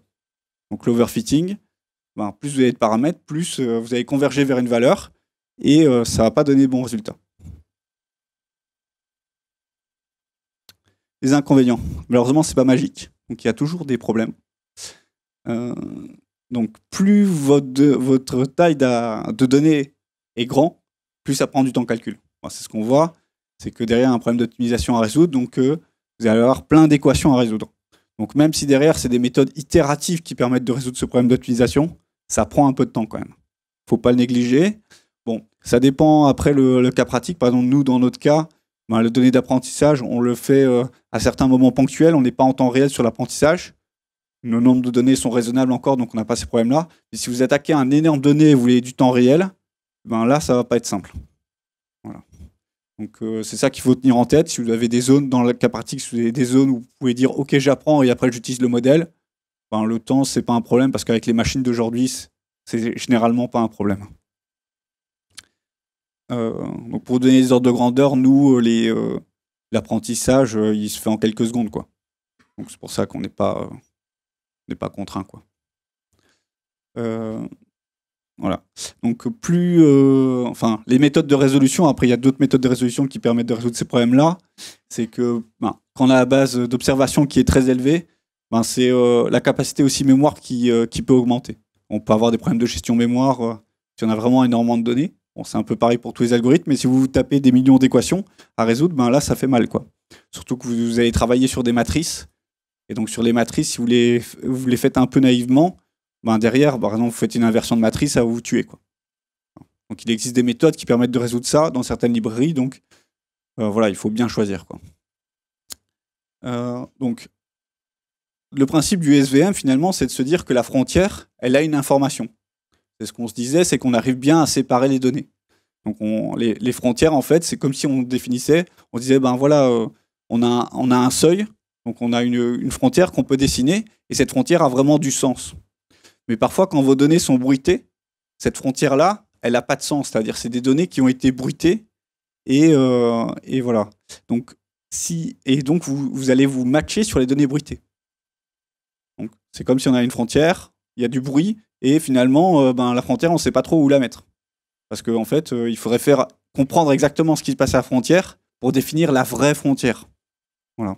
Donc, si vos données sont très bruitées au niveau de la frontière, vous pouvez avoir des problèmes. Parce que vous allez par exemple, si la frontière a un peu de bruit, vous allez la prendre trop grande, et vous allez au final dire, vous allez généraliser un peu trop. Donc, vous allez avoir des problèmes dans le cas concret. Voilà. Bon, souvent, ce qui se passe, c'est que les données bruitées, vous pouvez vous dire, si vous avez des données, il y a certains points que j'exclus, etc. Mais si c'est vraiment bruité, ça ne marchera pas très bien. Parce qu'il faut comprendre vraiment la notion du bruit. Et donc l'algo, comme je l'ai présenté, il est tellement simple du point de vue géométrique qu'il ne va pas comprendre que c'est du bruit. Voilà. Donc le SVM, c'est un algorithme aussi de géométrie. Mais il ne calcule pas une probabilité. Vous verrez souvent dans toutes les méthodes de classification, il vous donne une probabilité. On vous dit, voilà, on a tant de probabilités d'être dans ces classes-là. Le SVM, il n'y a pas de probabilité, c'est juste gauche-droite. On peut vous dire, on est à peu près à cette distance-là de la frontière, mais on ne vous donnera pas une vraie probabilité au sens statistique du terme. Donc, il a des méthodes, vous verrez, dans certaines librairies. Donc, moi, j'utilise des librairies où ça calcule une probabilité. Mais la probabilité, c'est une astuce. C'est juste, ils prennent la distance à la frontière et ils viennent calculer une probabilité, ils normalisent cette distance, en fait, avec une exponentielle. Donc, c'est une fausse probabilité. Donc, après, derrière, il ne faut pas l'utiliser dans d'autres algos comme une vraie probabilité. Enfin, ça paraît un peu bête dit comme ça, mais en fait, il y a des algos qui ont besoin d'avoir une vraie probabilité pour bien marcher. Et si vous inventez une probabilité, ça va donner n'importe quoi. Donc, vous pouvez calculer cette probabilité pour l'indiquer, dire voilà, ça correspond à ça. Mais si derrière, vous comptez d'utiliser cette donnée-là comme dans une chaîne algorithmique, ou une chaîne où on va utiliser différentes probabilités qu'on va converger dessus, là, ça peut ne pas marcher. Donc voilà, c'est un peu la contre-performance des SVM sur ça. Donc, parfois, dans certains cas, c'est ce qu'on disait, c'est difficile de choisir les paramètres, mais si vous utilisez de la cross-validation, etc., vous verrez que ça va résoudre déjà tous ces problèmes-là. Mais dans certains cas, c'est pas décidable. Et quand c'est pas décidable, ça veut dire que le SVM, vous prenez un kernel ou un autre. Si les scores sont identiques, voilà, c'est un peu bizarre. Si vous avez par exemple un kernel linéaire et un kernel exponentiel qui a à peu près le même résultat, vous pouvez vous dire, tiens, SVM, ça n'a pas très bien marché sur mon cas, quoi. Donc il faut faire attention à ça. Donc le traitement des multiclasses, c'est bien sûr une question ouverte, parce que là, je vous ai présenté des astuces de SVM où on dit, voilà, on va séparer avec différentes stratégies, mais ça ne répond pas exactement au problème. C'est-à-dire que ce problème-là, on n'a pas encore un article qui vient dire, on l'a résolu pour les SVM. C'est pour ça qu'il y a d'autres méthodes qui sortent. Donc les librairies SVM, donc, concrètement, le SVM, vous n'avez pas de problème. C'est-à-dire, dans tous les langages à peu près, vous allez tomber sur votre librairie. Donc vous inquiétez pas si on vous dit à un moment, tiens, je veux utiliser SVM, vous tapez sur Internet, c'est tellement connu qu'il y a plein de tutoriels. Donc sur ça, vous n'aurez aucun problème. Donc en C++, il y a SVM Online, MySVM, HeroSVM, CGT, je ne vais pas tous les faire. Parce que ça prend d'importance, vous avez du Java, du Python, du MATLAB. Ce qu'il faut voir, c'est qu'il y a certaines librairies qui, par exemple, dans notre cas de figure, par exemple, nous, nos tests, par exemple, on va les faire avec Python. Et ensuite, on va passer en C++ pour l'implémentation. Donc, on utilise une autre librairie. Donc, pour les tests, c'est suivant de votre choix. Si vous voulez faire de l'apprentissage, un peu configurer votre SVM pour comprendre ce qui se passe, ça peut être utiliser un langage simple d'implémentation avant de s'attaquer à un langage un peu plus complexe. Donc, c'est plus un choix, on va dire, de stratégie. Là, et je pense que vous avez l'habitude avec la programmation. Voilà. Donc, en bibliographie, il y a différents articles. Donc même il y a des articles qui datent de 2012, on a d'autres articles qui datent de 2015. Donc voilà, il y a une littérature très complète. Merci.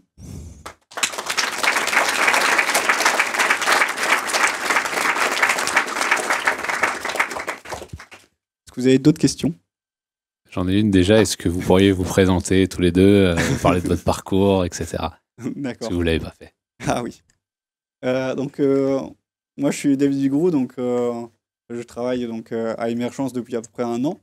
Donc mon parcours en fait c'est un parcours. J'ai fait d'abord de la mécanique, donc à l'université de Toulouse. Donc c'est très loin de ça. Donc c'était de la mécanique pour tout ce qui est l'aéronautique, donc tout ce qui est aérodynamique, thermique, etc. Donc après un master 1, donc je suis allé en école d'ingénieur, donc j'ai fait l'école des mines de Paris. C'est un peu une école un peu généraliste d'ingénieurs. Donc on voyait un peu de tout, mais il n'y a rien de spécialité. Donc après, ce qui m'intéressait vraiment, c'était l'informatique et les mathématiques. Donc je suis rentré après mon école, je suis rentré à Airbus, dans une filiale dans le domaine de la défense, où je développais des algorithmes. Donc des algorithmes en C++, aussi bien en Java. Donc c'était des algorithmes d'optimisation, de filtrage, etc. Donc avec une partie aussi logicielle importante. Donc après, je suis parti dans l'expérience startup, donc changé de grand groupe où j'ai fait 7 ans, Airbus, à une petite startup où on est 6 maintenant. Donc voilà. Oui, moi c'est Anan. Bon, j'ai fait un diplôme d'ingénieur à l'université libanaise. Après, j'ai fait un master en interaction homme-machine. Donc, j'ai travaillé sur la détection automatique de comportement humain, comme la détection de regard et la détection d'expression faciale. Après, je suis partie en robotique, en interaction homme-robot aussi. Mais là, c'était la détection, par exemple, aussi de comportement humain, mais plus haut niveau, comme l'état mental de la personne ou l'engagement. À quel point les utilisateurs ils sont engagés et intéressés par le robot, parce qu'il fait le robot Eddie. Et là, ça fait 6 mois que je suis avec à Emergence, où je travaille sur la robotique autre que l'interaction homme-robot. Ce qu'il faut savoir, donc à Emergence, il y a une partie, on va dire, navigation du robot autonome, puisque ce que je disais, le robot doit circuler dans une maison de façon complètement autonome. Donc on va construire une carte et ensuite naviguer dans cette carte. Donc c'est ce qu'on appelle du SLAM, du point de vue technique. Et je travaille aussi sur la partie, on va dire, tout ce qui est traitement d'image, puisque sur le robot, en fait, on a plusieurs caméras. On a une caméra qui est à 360 qui voit tout autour de lui, et une caméra haute résolution qui permet de reconnaître les visages. Donc en fait, on va faire détecter par exemple les personnes. C'est déjà un premier point, parce que détecter une personne d'un chat, déjà, il faut le faire. C'est déjà une première étape. C'est ce qu'on revient à la partie classification au début. Et ensuite, on a des parties d'algo qui vont déterminer, après, reconnaître le visage, identifier la personne. Voilà. C'est dans ce cas-là qu'on va par exemple avoir des SVM, choses comme ça. Voilà. Oui.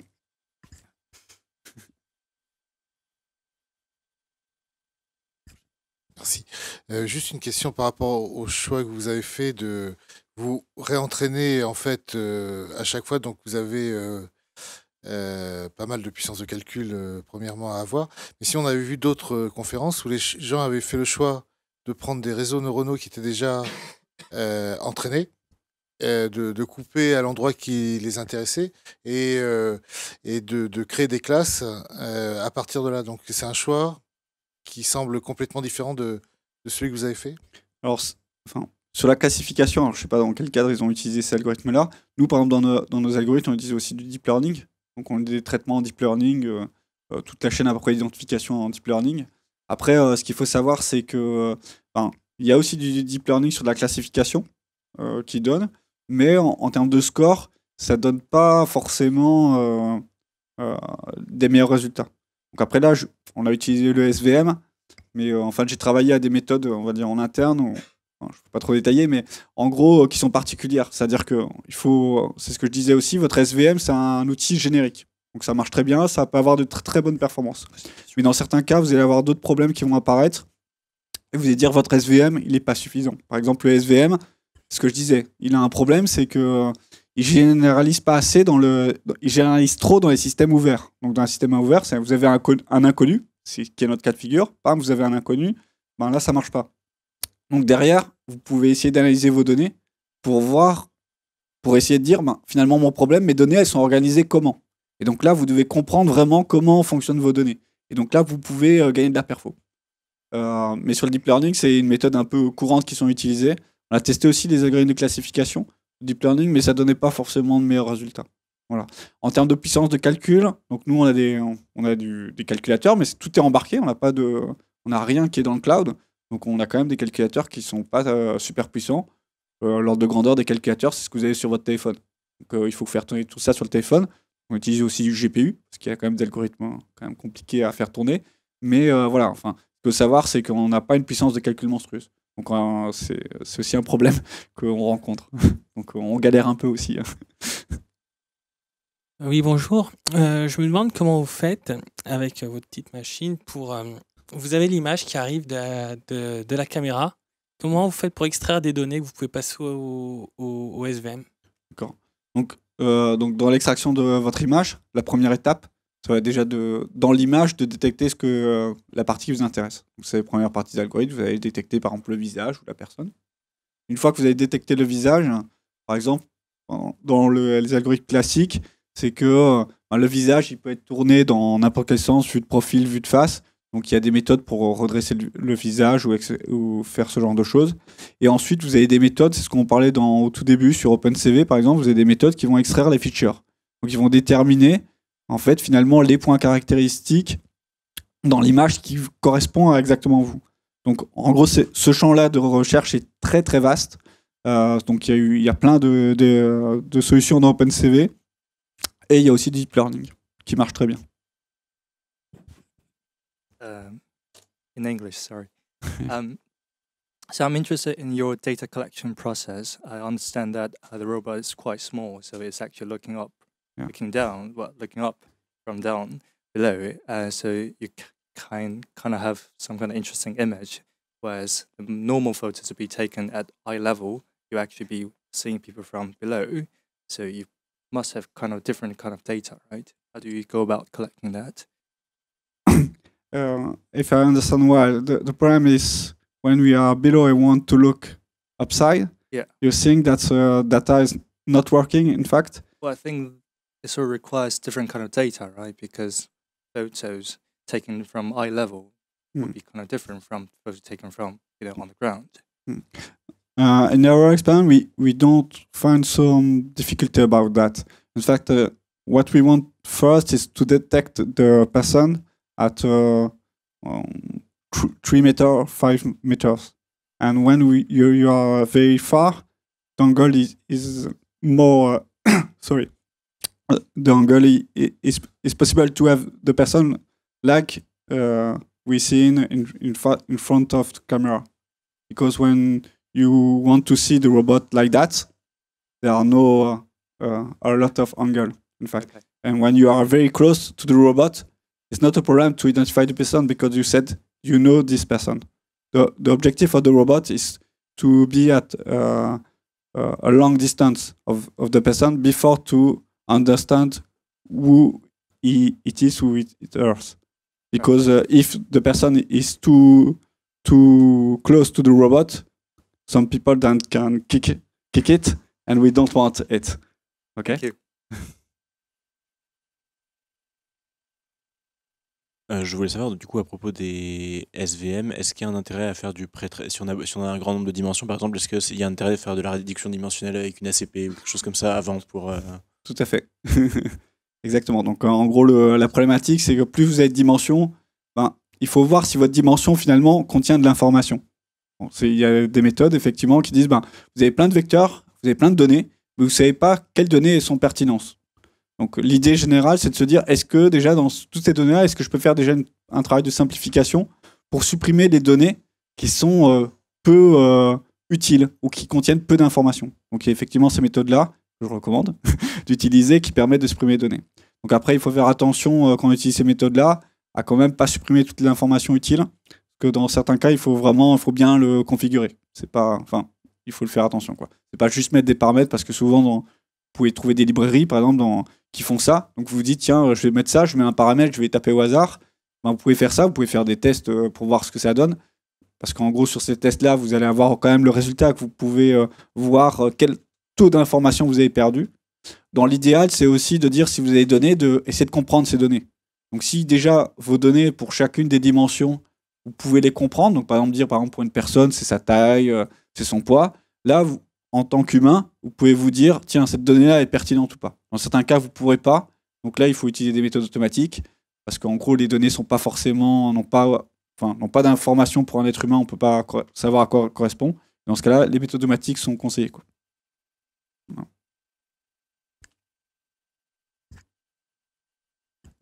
Quand on achète votre robot pour la première fois et qu'on l'installe chez soi ou même dans une entreprise, comment est-ce que vous faites pour entraîner le robot à reconnaître quelqu'un? Je l'ai à ma maison, est-ce que je upload 100 photos de moi sous tous les angles, d'en bas, comme disait la personne en anglais, d'en haut, de loin, de près, ou comment ça se passe? Alors l'idée générale, c'est que en tout début, en fait, c'est qu'il n'y a pas d'installation. C'est ce qu'on essaie de vendre sur le robot, simplifier la vie à l'utilisateur.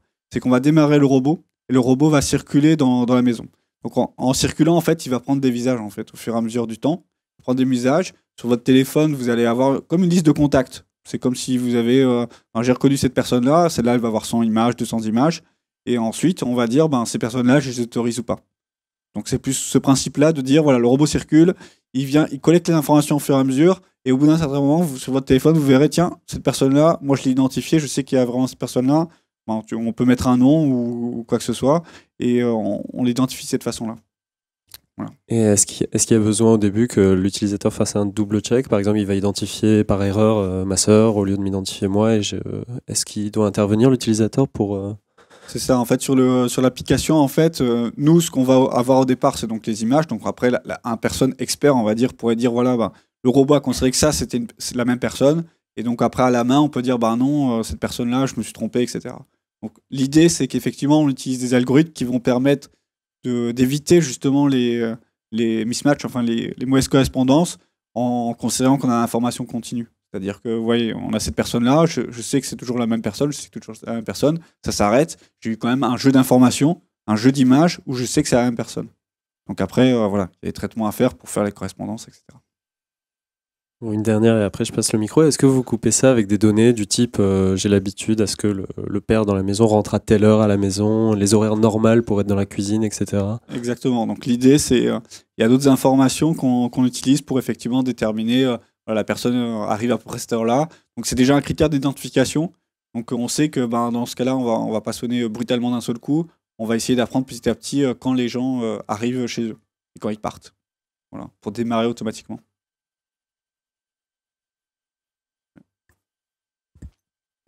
Et du coup, vous collectez constamment des informations à propos des personnes, mais est-ce que vous avez une sorte de decay des données? Est-ce que les photos plus anciennes, par exemple, ont un poids plus faible ou sont éliminées au fur et à mesure et vous renouvelez l'ensemble et vous avez un pool de photos idéal en termes de quantité d'images ou ça fait qu'augmenter?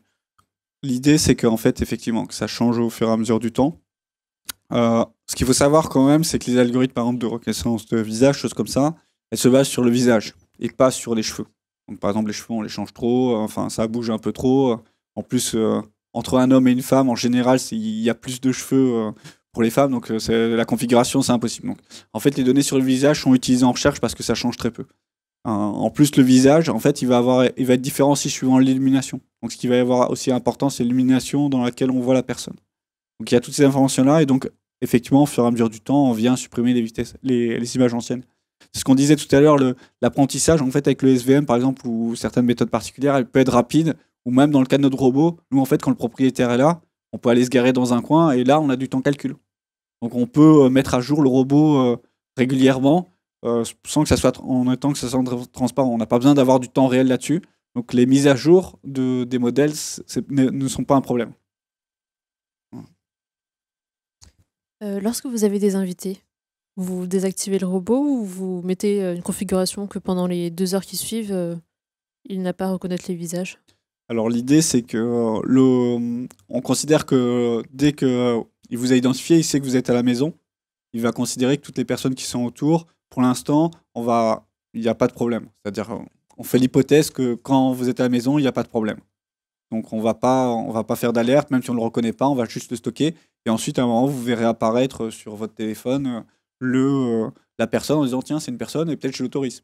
Donc l'idée, c'est que vraiment on puisse autoriser la personne, même suivant certains créneaux erreurs. Bon, par exemple, on part en vacances, on donne les clés à un ami pour, par exemple, le chat ou les plantes, etc. Et là, on va dire, tant qu'il est là, c'est bon, je l'autorise, puisque je suis parti en vacances. Et quand je reviens, par exemple, s'il revient un week-end alors que voilà, enfin, je m'attendais pas qu'il vienne, là, c'est un peu bizarre, quoi. Voilà. Donc ça peut être appliqué aussi à tout ce qu'on veut, en fait. C'est juste, on peut définir aussi des créneaux horaires. Et effectivement, quand il y a du monde, on peut choisir de dire non, on l'exclut. Par contre, en termes d'application aussi, donc là j'ai parlé de sécurité, mais par exemple, on peut avoir aussi pour les personnes âgées. Il faut savoir, c'est que les personnes âgées, elles peuvent être influençables. On en a vu beaucoup dans la presse où il y a des personnes qui arrivent à 2, il y en a un qui discute avec la personne âgée, l'autre qui fait le tour de la maison pour voir les choses intéressantes et voler. Et donc là, en fait, on peut dire, par exemple, envoyer un message, par exemple, au fils ou quelque chose comme ça, pour dire un membre de la famille, pour dire attention, il y a un étranger qui est avec mon père ou mon grand-père, etc. Donc ça peut être aussi appliqué dans ce sens-là. Suivant la configuration, c'est de la configuration du robot. C'est pareil quand on est chez soi, on veut pas forcément que le robot il circule, parce qu'il y a des caméras, les gens n'aiment pas forcément avoir des caméras chez eux. Un peu aussi, l'idée du robot, c'est pas avoir des caméras partout chez soi. Parce que les caméras, on sait que ça peut se pirater. Hein. Je pense qu'on est tous au courant. Et donc l'idée, c'est que le robot, il se garde dans un coin. Et donc il n'y a que si on veut vraiment le mettre, par exemple, je sais pas, on a une super maison et on a la piscine et on a une piscine dans son jardin. C'est pas à Paris, hein. Mais quoi que vous en avez une à l'étage, il me semble, de jacuzzi. Mais voilà, enfin, l'idée, c'est que le robot, il reste dans son coin, quoi. Sauf quand vous êtes pas là, quoi. Mais alors, justement, quand... Ah oui, j'ai oublié ma question. Bon, c'est pas grave. Ça reviendra. Ouais. En fait, comment on fait le robot? On doit lui dire qu'on s'en va ou il détecte tout seul qu'on est sorti? Alors l'idée générale, c'est effectivement que c'est ce qu'on disait tout à l'heure, qu'il essaie de détecter vos habitudes, choses comme ça. Et donc l'idée, c'est effectivement que vous pouvez le commander en disant je pars ou pas. Donc c'est quand même le plus précis, puisqu'en gros, quand vous partez, vous êtes sûr que voilà, juste au moment où il est parti, il va détecter que, enfin, il peut pas détecter à la seconde près que vous êtes parti. Mais ce qu'il faut savoir, c'est que le robot, il écoute aussi l'environnement de la maison, et s'il commence à voir qu'il n'y a pas de bruit, il va se lancer. Surtout s'il connaît à peu près votre heure, puisque plus il va détecter en fait finalement que c'est à peu près à cette heure-là que vous partez, plus il va se démarrer automatiquement. Donc effectivement, du point de vue général, vous n'avez pas besoin de éteindre l'allumé. Dans certains cas précis, si vous voulez être sûr et certain que le robot démarre à la minute près où vous êtes parti, là, effectivement, vous pouvez le faire à la main. Mais sachant qu'il y a des capteurs de son dans le robot, donc il y a du traitement aussi de son, qui peut dire tiens, dans la maison, il n'y a plus de bruit. Peut-être qu'il faut que je fasse un petit tour pour voir ce qui se passe, quoi. Donc voilà, on laisse un peu de latence parce qu'en gros, parfois vous êtes chez vous, faites pas de bruit, mais voilà. C'est bon, la question est revenue. Donc, vous dites que les caméras, ça peut se pirater, mais le robot, il peut pas être piraté, parce qu'à un moment, vous dites qu'on voit les photos sur son téléphone portable, donc il y a des connexions avec l'extérieur. Tout à fait. Donc l'idée générale, c'est que sur le robot, nous, on va concentrer quand même une grosse partie sécurité sur le robot. Donc déjà, il y a la partie que vos données ne sont pas transférées dans le cloud. L'idée, c'est que vous pouvez faire des connexions. Et donc les connexions sont que montantes, c'est-à-dire qu'en gros, c'est que il y a une identification quand même du robot avec le serveur. Et le robot sait est-ce qu'il est piraté ou pas. Pas piraté, mais est-ce qu'il se connecte ou pas à la bonne zone, quoi. Enfin, au bon serveur, quoi. Mais effectivement, tout est piratable. On va pas se le cacher. Je vais pas vous vendre en vous disant que c'est impossible à pirater. Mais en gros, on va faire de gros efforts là-dessus. On fait aussi des efforts sur la sécurité des données. C'est-à-dire qu'en gros, toutes vos données sont en local. On va encrypter aussi les données. Donc l'idée, c'est pas que vos données, par exemple votre carte de mode maison, le visage de vos enfants, soient partagés. On essaie de faire tout ce qu'on peut sur la sécurité, quoi, avec les technos qui sont actuels, quoi. Et du coup, à propos de votre robot, vous êtes déjà en train de le vendre, en train de le développer, où vous en êtes exactement au niveau du produit? Alors, on est encore en phase de prototypage. Donc on a fait déjà une preuve de concept. Donc la preuve de concept, c'est montrer en gros qu'on peut faire le produit qu'on veut faire. Donc là, on a commencé bien avancé sur les algorithmes, par exemple en vision, en navigation. Et donc l'idée, c'est qu'en gros, on a gagné un concours de Futur en scène. En fait, c'est un concours pour Futur en scène qui est en juin, qui est un salon. Et donc dans le cadre de son concours, on va montrer un peu le proto, ce qu'on appelle pré-industriel. Donc dans le proto pré-industriel, c'est donc un robot qui est proche de l'industrialisation. Donc en fait, on intègre les différents composants, les différents algorithmes sur la même plateforme et on fait fonctionner le robot. Donc on est encore en phase de prototypage et on veut faire une industrialisation pour un objectif de vente d'ici à la fin d'année. Voilà, c'est un peu l'ordre d'idée. Voilà. Une petite question. En fait, par exemple, dans mon cas, je porte des lunettes, mais parfois j'ai des lentilles aussi. Est-ce que votre robot, il arrive à me reconnaître Tout à fait. En fait, sur le visage, effectivement, ce qui est un problème, c'est que parfois, effectivement, on a différents problèmes, en fait, des lunettes, choses comme ça. Et donc, notre stratégie, en fait, c'est faire ce qu'on appelle du multimodal. Donc, on dit, voilà, le visage, c'est pas toujours suffisant. Parce qu'en gros, on peut se tromper, il peut avoir une certaine qualité, l'angle qui est mauvais, l'luminosité, vous avez des lunettes. Donc, on va utiliser d'autres informations, par exemple le son, ou savoir que voilà, vous êtes on peut habiller de cette façon-là, vous avez cette structure de corps-là. Donc, on a différentes informations qu'on va fusionner et qu'on va définir c'est vous ou pas. Donc, en fait, finalement, dès qu'on a identifié, on peut faire aussi un cas avec ou sans lunettes. On va pouvoir vous identifier. Effectivement, en faisant que juste le visage, on peut avoir des problèmes. Voilà. Donc, c'est un peu une stratégie qu'on met en place. Et donc, si quelqu'un arrive avec il a imprimé une photo d'un des habitants de l'appartement qu'il a trouvé et avec un masque devant la tête, ça donne quoi? Vous avez essayé? Alors l'idée, c'est effectivement que, déjà, il faut imprimer le masque. Donc il faut connaître quand même la personne. Ce qu'il faut savoir, c'est que il y a les voleurs opportunistes, il y a les voleurs connaisseurs, mais il faut quand même arriver à un certain niveau pour arriver à ce niveau-là. Donc, avec Facebook? Avec Facebook, on la trouve effectivement, mais ça veut dire que déjà le voleur est bien renseigné sur vous. Généralement, c'est pas toujours le cas. Voilà, ça commence à un niveau de voleur plus quoi. Voilà, on peut le dire. Et en gros, en fait, effectivement, on va pas se le cacher sur les algos de visage. En fait, que le visage pour l'instant c'est qu'en 2D, donc il va se faire avoir sur le visage. Par contre, il y a d'autres informations où c'est ce qu'on disait sur le multimodal, ça permet aussi de comparer. C'est-à-dire, si par exemple il a que le visage, mais que par exemple vous êtes petit et la personne elle est immense, il va dire tiens, c'est bizarre quand même. il a pris des hormones de croissance ou quelque chose comme ça en une soirée, c'est un peu bizarre. Donc il y a d'autres informations qu'il peut utiliser pour faire ça. Effectivement, s'il a ce qu'il faudrait, sur le robot aussi, on a une caméra de profondeur. Donc on a en fait la notion de savoir si c'est en 2D ou 3D. Donc il faudra avoir l'information aussi. Donc je n'ai pas les ordres en tête, mais si on a une certaine distance, par exemple si on a 3 ou 4 mètres, on peut voir le visage aussi en 3D. Par contre, on n'a pas encore vérifié si le nombre de pixels était suffisant pour dire si la surface qu'on voit est 2D ou 3D. Et vous allez me dire, si on prend l'image et qu'on la colle comme ça devant le visage, voilà, ça commence à être dur, mais voilà, si on fait un masque du visage, ben, on peut avoir des problèmes. Mais voilà, c'est à un moment donné, encore la machine n'est pas encore capable de savoir si c'est un masque ou un visage. Voilà, on n'a pas encore. Ce sera pour la version V5. On utilise aussi le contexte. Par exemple, si le robot il sait que l'habitant il est en vacances et il y a quelqu'un qui vient avec un masque, donc c'est sûr que c'est pas l'habitant.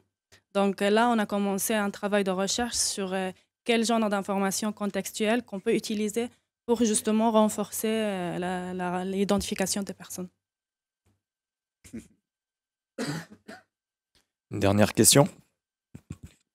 Oui, je voulais savoir si le robot il est capable de détecter des gens, mais bon, ça reste quand même rare. Enfin, des intrusions, je sais pas. Est-ce qu'il est capable de détecter des négligences, style des fenêtres qui sont restées ouvertes, le four qui reste allumé alors qu'il n'y a plus personne dedans, ou le gaz qui est encore ouvert, ou faire des choses comme ça? C'est une très bonne question. Ce serait quand même très pratique, parce que c'est le plus courant. Tout à fait. Donc effectivement, le robot, c'est une de ses fonctions que je n'ai pas dit. Il détecte les fenêtres ouvertes et il vous envoie une alerte sur les fenêtres ouvertes. Donc l'idée, c'est ça.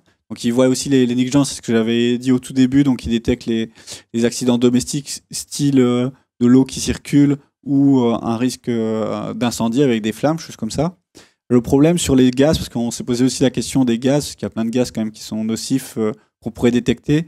Il y a quand même pas mal de gaz en fait qui montent.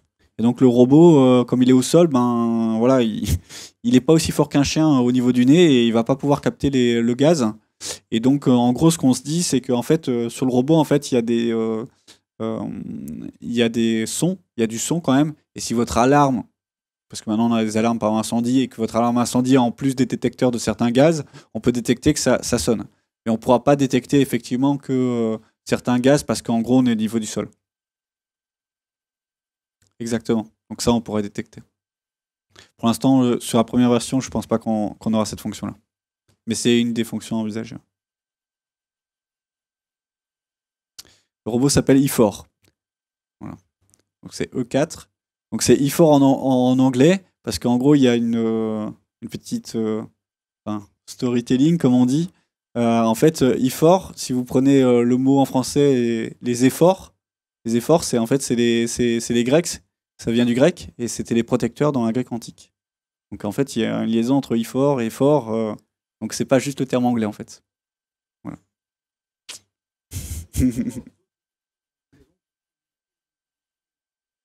D'accord. En fait, effectivement, l'idée, parce que là on travaille sur le premier prototype, l'idée c'est effectivement qu'on puisse se connecter avec les capteurs de la maison, parce qu'effectivement, il y a, ça va par exemple se brancher avec un système de sécurité, donc qui détecte par exemple la présence, choses comme ça, où le robot pourrait dire, ben voilà, j'ai une présence, paf, je vais aller vérifier ce qui se passe. Ce qui est assez pratique, puisqu'en fait, finalement, les entreprises, il y a beaucoup d'entreprises qui font ça, ils installent plein de caméras un peu partout, et dès qu'il y a une alerte, paf, la personne va voir ce qui se passe, quoi, pour être sûr. Bon, après, voilà, sur les détecteurs, il faut faire attention, parce que si c'est un détecteur présence et qui croit que le robot, c'est aussi une présence, voilà. Mais donc, c'est un peu bête, hein, mais il y a ces détecteurs qui n'arrivent pas à détecter un chien ou un chat, ils vont le confondre. C'est pour ça qu'en gros, voilà. Et on souhaite se brancher effectivement au système d'alarme à terme, ou à d'autres capteurs, quoi. Voilà. Des objets connectés, on pourrait simuler de la présence, etc., quoi. Il y a plein de fonctions qu'on a pensées, mais... Oui. Pour le gaz, c'est ce qu'on disait, c'était plus au niveau du son. Parce que généralement, ces capteurs-là, en fait, ils sonnent une alarme, et le robot peut détecter qu'il y a une alarme qui a sonné, en fait. Une question un peu différente. Vous disiez que votre produit n'est pas encore commercialisé. Peut-être que vous travaillez dessus depuis quelques mois, peut-être un peu plus d'un an, j'en ai aucune idée. Comment est-ce que vous vous financez, puisque nous, il y en a peut-être certains d'entre nous qui ont envie de se lancer comme ça. J'imagine que l'idée est apparue à un moment, vous vous êtes dit allez, on s'y met. Et voilà, comment vous faites pour survivre pendant les premiers mois jusqu'à vos premiers clients? Alors, pour l'instant, on est principalement sur fonds propres. Donc effectivement, au tout début, c'est un peu difficile. Ensuite, en fait, il y a quand même pas mal de concours, des subventions qu'on peut obtenir. Donc, par exemple, il y a la BPI sur des on va dire des objets innovants, enfin des produits innovants. Vous pouvez doubler votre capital. Donc, ils vous doublent votre capital, ce qui est intéressant, quoi. Donc, si vous mettez 50 000 euros, il vous en donne 50 000 euros, quoi. Donc c'est assez intéressant d'avoir ça au début. Il y a différentes aides. Vous pouvez avoir aussi des concours. Donc par exemple, nous, on a gagné un concours. Donc le concours, ça nous permet de développer quand même pas mal. Donc voilà. Donc après, nous, on était sur fonds propres et là, on va prochainement faire, on va dire, une levée de fonds auprès d'investisseurs. Parce qu'effectivement, les fonds propres, ça va à un moment, mais c'est bien d'avoir aussi des investisseurs qui apportent un peu de bouffée d'air. Je veux savoir, est-ce que vous visez juste les particuliers, aussi les professionnels ou les entreprises en mode avec un robot, mais du coup qui se déplacerait pas pour embêter tout le monde? Alors, on vise les particuliers, donc c'est la fonction principale, et aussi les entreprises. Donc, par exemple, les entreprises, souvent, ils ont des open space ou, on va dire, pas des hangars, mais tous des bureaux d'intérieur, les musées, etc., les collectivités, où justement, là, il y a des problèmes de sécurité parce que l'installation de caméras est coûteuse, etc., les restaurants, etc. Et donc, on vise aussi ce marché-là. Voilà. Pour détecter les intrus. Ce qu'il faut savoir aussi pour la détection d'intrus, en fait, dès qu'il a détecté un intrus, le robot, il a un retour vidéo, donc il vous prévient, il y a une alarme, et il y a aussi des flashs, un peu comme les lampes torches militaires qui éblouissent. Donc l'idée, c'est d'essayer de repousser la personne. C'est pas juste dire coucou, je t'ai détecté, quoi. Ouais, parce qu'au niveau des entreprises, en fait, tu aurais l'occasion d'utiliser tout le réseau de caméras pour justement, vous avez Tout à fait. Là, c'est des algorithmes qui vont utiliser, mais pas besoin de robots, et vous avez tout ce qu'il faut en fait, et pas besoin de robots, c'est pour ça. C'est ça, il y a des caméras effectivement. Après, c'est une histoire de temps calcul aussi, de puissance de calcul, etc. Donc effectivement, on peut appliquer juste avec les caméras tous nos algorithmes, puisqu'en gros, c'est un peu général. Mais après, c'est aussi d'autres produits, quoi. On s'attaque à de l'installation, etc. Nous, l'idée, c'est de faire un robot qui permette justement d'éviter toutes ces installations, puisque c'est comme si en fait on avait, au lieu de mettre des caméras, on avait finalement des petits chiens qui se promenaient en permanence, quoi. Donc on va dire dans une entreprise, vous aurez plusieurs robots qui discuteraient entre eux de voir ce qui se passe. Donc l'idée, on pourrait même faire des robots coopératifs, voilà, qui vont, il entend un truc, donc il y a deux robots qui vont voir ce qui se passe, etc. Le déplacement, il peut gêner. Effectivement, il y a ce qu'il faut savoir aussi, c'est qu'il y a on parle du déplacement du robot, il y a aussi des algorithmes pour tenir compte du déplacement humain, pour justement éviter de gêner. Voilà. Il y a ça aussi à développer. Beaucoup de choses à développer. Il détecte aussi les gens qui tombent au sol ou qui seraient en situation, par exemple pour les personnes âgées, une personne qui resterait au sol pendant longtemps, il détecte que c'est anormal, il pourrait contacter l'extérieur pour lancer une alerte. Voilà. Pour l'instant, effectivement, dans la première version, en fait, on a pensé aussi à ça. C'est beaucoup demandé aussi pour les personnes âgées, parce qu'effectivement, quand elles tombent au sol, en fait, souvent, elles ont des bracelets pour détecter qu'il y a un risque au sol. Parfois, elles oublient de mettre le bracelet. Parfois, les gens ne veulent pas dire à personne il faut prendre un bracelet. Donc aussi, on attaque aussi ce marché-là par dire voilà, ça vous protège la sécurité. En plus, à terme, ça pourra détecter les chutes. Pour l'instant, la première version, ça ne détectera pas la personne, mais on aura tous les capteurs qui font. Donc après, ce sera plus de la mise à jour logicielle, etc. Qui permettront de faire ça. Merci beaucoup. Bon, merci.